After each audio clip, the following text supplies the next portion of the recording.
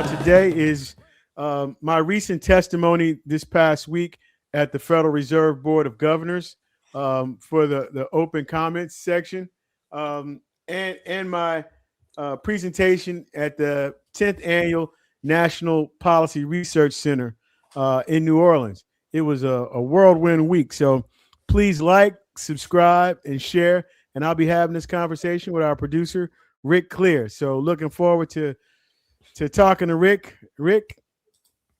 Hey, we're back. Man, it just seems like just yesterday.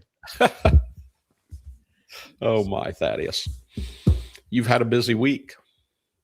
Oh, it's been extremely busy week, Rick. I know we had split up the week before, paying our respects to you, to Dr. Lafayette, and me to Miss Hall Miller down in Newton County, Georgia, two civil rights heroes. But this week I had the opportunity to show some respect and love for a living legend who we still were able to give her flowers while she's here. And that's Dr. Eloris Speight, the executive director for the National Policy Research Center housed at Alcorn State. They had their 10th annual meeting this year. And I was honored to be at the 10th annual board meeting. And I was honored to be present for the meeting, as well as make a presentation to see the torch being passed to the new executive director. And I'm excited about his work and him continuing on with the legacy and the foundation that Miss Speight built. She did a lot of work for the Black farmers and the 1890 land grant institutions over her tenure there. She has a long-standing career with Fannie Mae and the USDA. And I wrote an article about her last week saying that she was a giant, and most people that reach her level at policy don't really go back. She reached a pinnacle of success, but that wasn't good enough. She came back and she helped the Black farmers in the 1890 land grant institution. So the fact that I was able to be in that room at her last executive board directors meeting was a pleasure and an honor that I don't take lightly. And then later that same day, I was giving testimony to the Federal Reserve Board via Zoom. So it was a really emotional day that was filled with a lot. And I had nerves all day. I was extremely nervous. So I probably spoke too long earlier in the day at the policy meeting. And then I was still kind of nervous when I got to my 2.5 minutes. So after, though, I felt a tremendous amount of relief. It's hard to speak when you have a limited amount of time. You're trying to think how to get everything in that you need to say. I don't think you can. And that's one of the things that, as I continue to do this work, I'm getting a little bit better at, and I need to get much better at reading the room.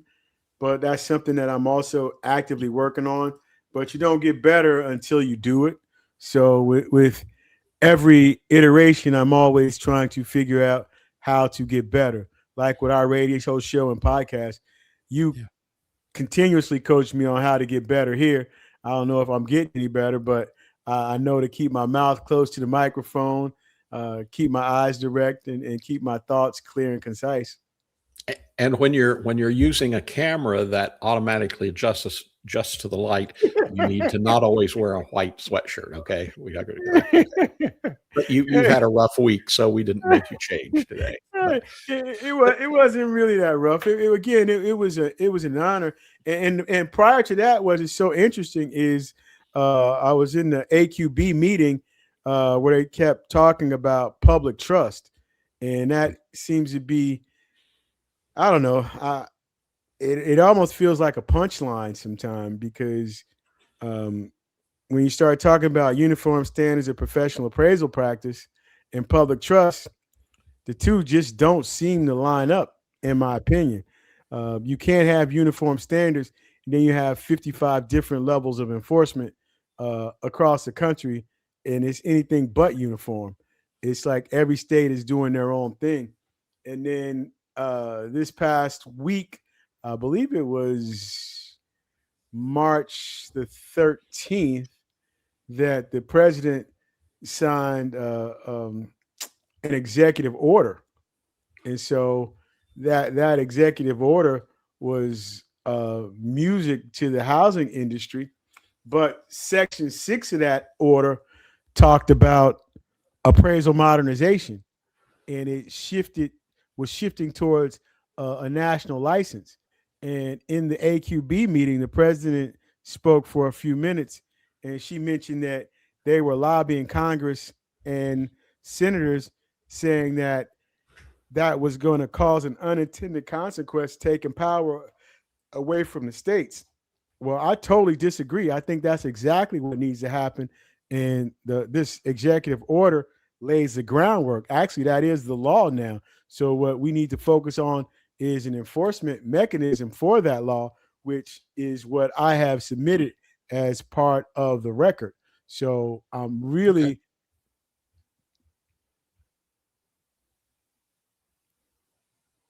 You were saying, Rick? Oh, I just said okay when you were saying to that. But talking about this public trust that you mentioned, and first of all, the disclaimer, which I've made here before, I'm your videographer. I travel with you and we do programs and all of that. But I'm very interested in all the work that you do. But I'm more on the consumer side of it. I'm a homeowner and all of that. So that's just why I find it so interesting. And when you mention public trust, you speak a lot, or most all the time, you're speaking to the industry itself about the changes that we know. I think it's neat that you can also speak to the consumer, to the people who are gaining value by all of these appraisals, because they can be the ones also perhaps that could help force the change by saying, hey, I'm learning about this and things are not always as they maybe should be in the industry. That's where the change is coming from. So let me just jump right in and talk about the demands that I made at the Federal Reserve. The first thing that I did. First of all, can you, because you're talking to a lot of different people from backgrounds. The Federal Reserve has what responsibility over this? Why would they even be interested in hearing from you? The Federal Reserve. Why? Oh, so they have they have this meeting every 10 years. And so they're just upon this cycle where they're looking at how to improve consumer protections. So I spoke under the consumer protections section and panel. And so that is what I was the particular reference that I was speaking from. So from a consumer protection in the appraisal industry, there is absolutely no accountability. Nobody is responsible for the appraisal industry. They have been left to mandate and govern themselves. Congress gave authority to the Appraisal Foundation, but they have no enforcement authority. And so what they're able to do is write rules, but they have no authority as far as implementation goes. And so they're supposed to be governed or under the appraisal subcommittee. However, the appraisal subcommittee has no enforcement power. So again, you're talking about an agency that's responsible for trillions of dollars a year, and it's not a governmental entity. The Appraisal Foundation is a private entity. It's a 501c3, and so they have as much authority in the appraisal industry as we do. So it's been suggested, and now it's finally published on their website that they have no authority, but they just make suggestions. And then based on FHFA paper 2407, which states only 10% of all appraisals utilize market conditions adjustments. Well, if you just utilize the math, that means 90% of all appraisals don't utilize that adjustment. And so if 90% is not utilizing that adjustment, then that's an abject industry failure.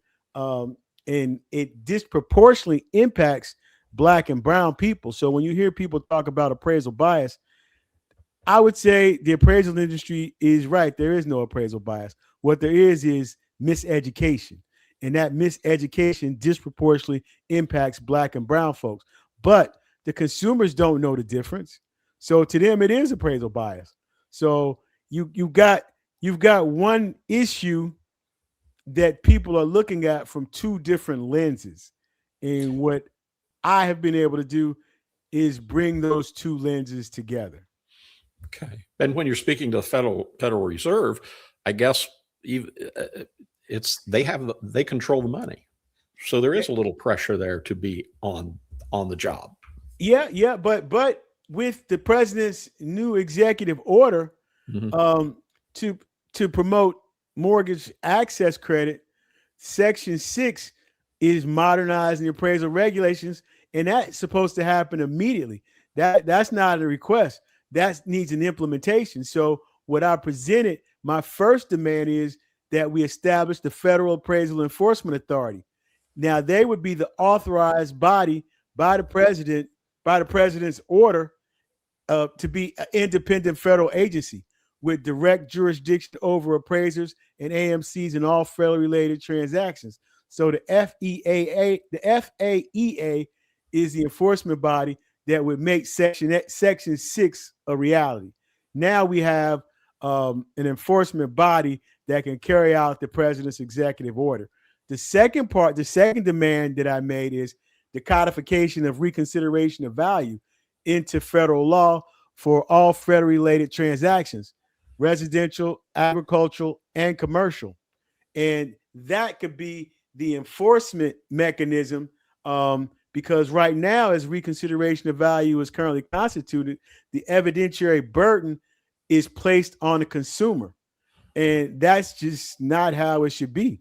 That should be a federal authority separate from the banking and lending and the appraisal function to hold them accountable. Because the consumer doesn't know about any of this. We're blind to what to do about any of it other than accept what an appraiser says. So imagine you getting a diagnosis from your doctor. Yeah. And now you got to go give your own examination and a second opinion. That's what the reconsideration of value currently looks like today. Yeah. And the reconsideration of value already exists as a law under the VA. So the VA has the most comprehensive reconsideration of value process there is. We don't have to reinvent the wheel. All we have to do is get Congress to adopt it, and we can implement it. And it can be implemented by the Federal Appraisal Enforcement Authority. So that's one, and that's two on the demand list that I have. And three, we now move to a single national appraisal license instead of 55 licenses across the country. That way, uniform standards of professional appraisal practice can truly be uniform. That is what's needed, and that is what the president called for in order to modernize the appraisal process.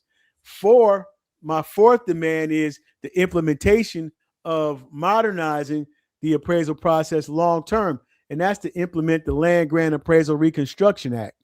And that is something that I wrote, and it goes across the whole entire country. And it starts with the land grant framework. We use the original 1862 land grant colleges and their extension offices, then as well as the 1890 historically black land grant colleges and their extension offices. And then we use the 1994 land grant tribal colleges and their extension offices. And there we've covered 106 different institutions that traverse the whole entire landscape, therefore making that national appraisal license truly national. And we have an implementation structure, and it's not going to happen overnight. But the 38 years that we've had of this experiment with the Appraisal Foundation has been a complete and total abject failure, and it puts our institutions, credit, our country, our consumers at risk. So when I talk about consumer protections, that is what I am talking about. And my fifth demand was, and this is kind of like an afterthought, but abolish the Appraisal Foundation's congressional authorized role. Once FAEA is established and reconsideration of value is codified, the national license will be enforced and the pipeline is built. The foundation's mandate would be forfeited at that point because it would be redundant. And with the 38-year, 90% failure rating, it doesn't need to live too much longer. It's outlived its useful life.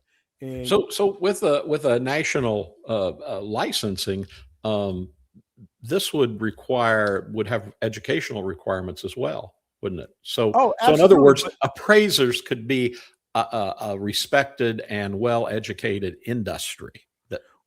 Well, that was a part of the appraisal qualifications boards survey that they took and paid for, and it talked about we have one single test. So the test is already the same across the country. It's just the enforcement or lack thereof.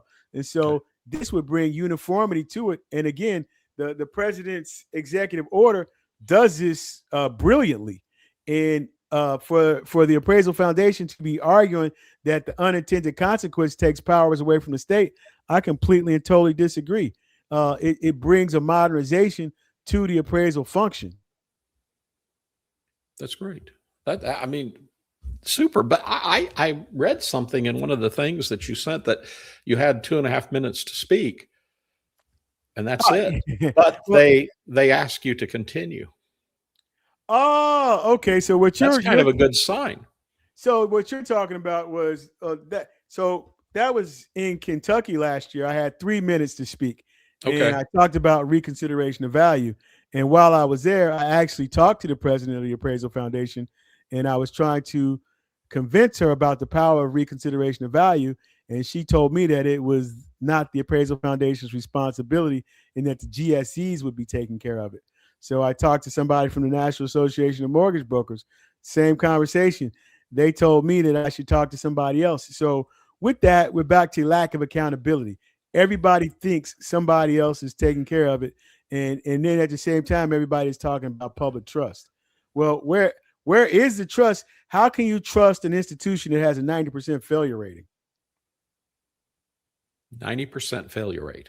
Well, I'm sorry. They don't say 90% failure rate. They say only 10% utilizes market conditions adjustment. That's me that's screaming a 90% failure rate. They have a 10% success ratio. How about that? That might sound a little nicer. Okay. We can build on the 10% success. We can go with the 10% rule.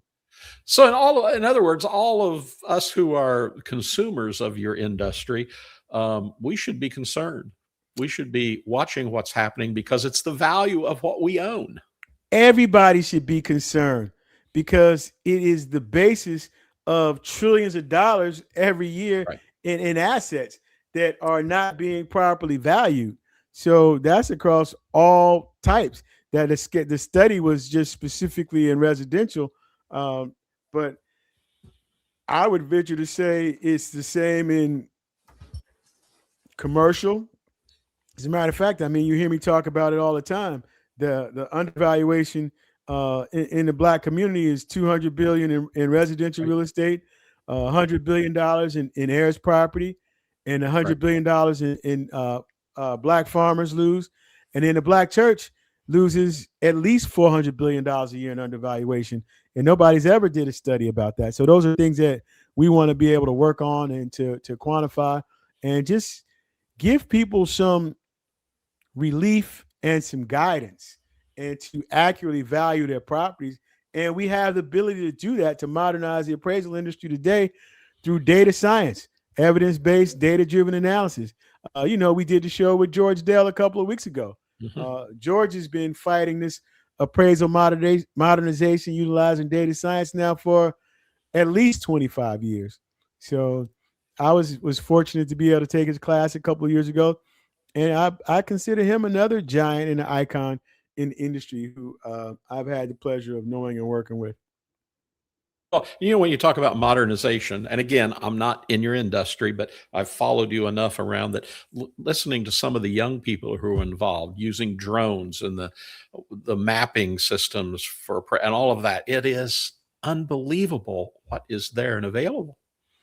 Oh, yeah. So the drones, we've been pushing the drones. Our students have used drones at the U.S. Forest Service the last 2 years. They learned geospatial measurements. And so the drones are an integral part of farming. You can use them to herd, pick fruit, do the geospatial measurements, spray pesticides. There are so many different operations. And now you can also use drones to do residential and commercial inspections.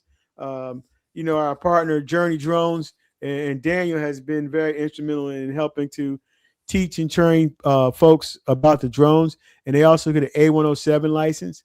So in our work with farming and appraising, those are the two least diverse professions in the country. They're actually one and two. And the appraising is responsible for wealth building, and the farming is responsible for food sovereignty. So, but like I tell folks all the time, you can't focus on wealth building when your belly is touching your back. So that's going to be critically important that we get some inclusion in those two areas. And even with our students at Best Academy, where we have a 500 square foot container farm, where we'll be able to produce 150 pounds of leafy green vegetables a week. So they're using a lot of data science with that, aquaponics. So there's so many different opportunities in the space that we are researching and creating, and it's just been an amazing journey.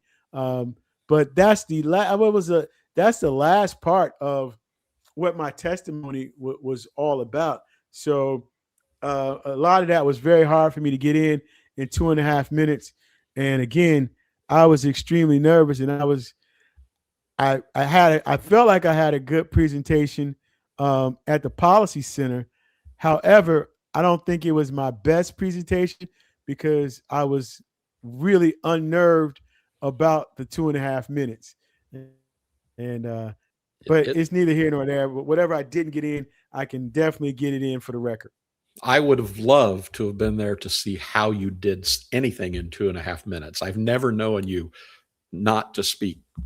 Well, it's on YouTube. But okay, But when you talked about the 3 minutes, that I lost, I as I do got sidetracked. So last year at the Appraisal Foundation meeting in Covington, Kentucky, I spoke for 3 minutes about the reconsideration of value in the open segment session. And the board chair, he gave me an extended time, like you said. And in that extended time, he asked me how I would fix it. And I actually froze because I hadn't thought that far down about the process, because I'm so used to them cutting me off and shooing me off like the Sandman. I wasn't prepared. But as a result of that, I went back and started working on what I actually presented to the Federal Reserve. So with that, I came up with the federal appraisal. Here it comes. It's going to be good. Oh, shoot. So I don't know. I got so tickled. I came up with the Federal Appraisal Enforcement Authority, FAEA. And along with that is the one governing body over appraising and discipline, and then came up with the codification of reconsideration of value. Now, I didn't make up the code. Well, it's already a part of law now with the Veterans Administration. I just took something that's already existing, as I do when I put my reconsideration of value lens on it, and seen how it would apply. But it was all prompted by that conversation when I was asked, what would I do to fix it? And I at the time I froze, but I have since been working on that.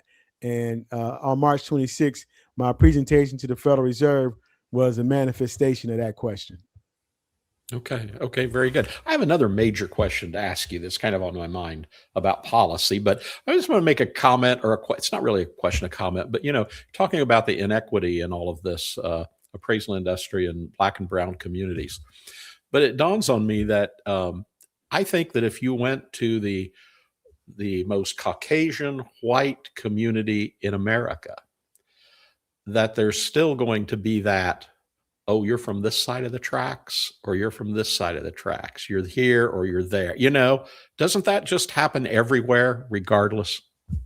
It does happen everywhere, especially in the rural and tertiary communities. But I'm not saying that it doesn't happen to everybody. Oh, but I know that. The impact, it disproportionately impacts Black Right. and brown communities. Right. So the impact is definitely an impact, but the disproportionality of it is more devastating, especially for Black people, because over 65% of their wealth is held in real estate. So But yeah, That I is the understand part. it. It just crossed my mind that, that somebody should not just blow off what we talk about on your programs and what you're trying to do, that it just affects one But it's groups of hard to people. see if you haven't had to see it through that lens. Right. Everybody only sees through their own lens. And if you look at the Native Americans, their property is valued differently because a lot of those properties are held in trust. So you have to know how to appraise property on a trust because you don't have a fee simple interest to the land. And so you got to be able to look at the leasehold interest, and a lot of times it's not going back. So you might not even be able to do a sales comparison approach. You may need to concentrate and focus on the cost approach and depreciation. So if you're looking at new construction, that's where the cost approach is most applicable. But again, there's a certain level of education that needs to happen in order for the industry to be secure. And again, we've had 38 years of miseducation, and now it's not gonna we're not gonna fix it in 5. Okay. And so hopefully in at least 10, we will be able to make a significant dent in it. But we'd have to start with that and that training today. And why that's so critical is because the average over 80% of all appraisers are over 60 years old right now. So there's nobody coming back to take their place. But the other blessing is what the Appraisal Modernization Act does is it allows and accepts other forms of valuation. So with automated valuations and different things like that through data science, we can still get accuracy. And again, the 10,000 Appraisers Foundation wants to train 10,000 appraisers that can do the work. And those 10,000 will be up to the latest knowledge as far as evidentiary-based, data-driven analysis, which is what we have been driving home. So it's all just exciting, and it affects everyone in the country. And so you're doing amazing things, and you're speaking to so many groups all over the country. I know because I've been there. And there's one thing I want to ask you about, and this can maybe be a lead into some future stuff that you're going to talk about in your programs. But you go to a lot of things. You go to the policy centers things. You go to the National Policy Conference in Washington, D.C. It's constantly, I hear, that this all begins with policy. This all begins with policy. And you go to speak to all of these people. Policy. Yeah, so I guess you want me to go ahead and give it up. Okay, so we got 2 minutes. You got 2 minutes left. Okay, so 10,000 Appraisers Foundation will be opening the National Appraisal Policy Resource Center here in Atlanta, Georgia. So Rick forced me to make that announcement, but that is what we are opening and what we will be doing.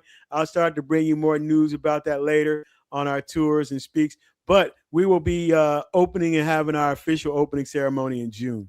So very good. I didn't know if you wanted to talk about that at all, but I just think that everything that you do, it all centers around policy. So why not? But I've been going to everybody else's policy summit, and everybody kind of treats the appraisal policy as an afterthought, and it's at the forefront and foremost of everything that I do and think about. And so it just dawned on me that we need somebody to advocate for appraisal policy and reconsideration of value. And then if you think about it, our whole movement started out of reconsideration of value and public interest. So with the Terry Horton case in 2022 in Cincinnati, and we've done several since all around the country.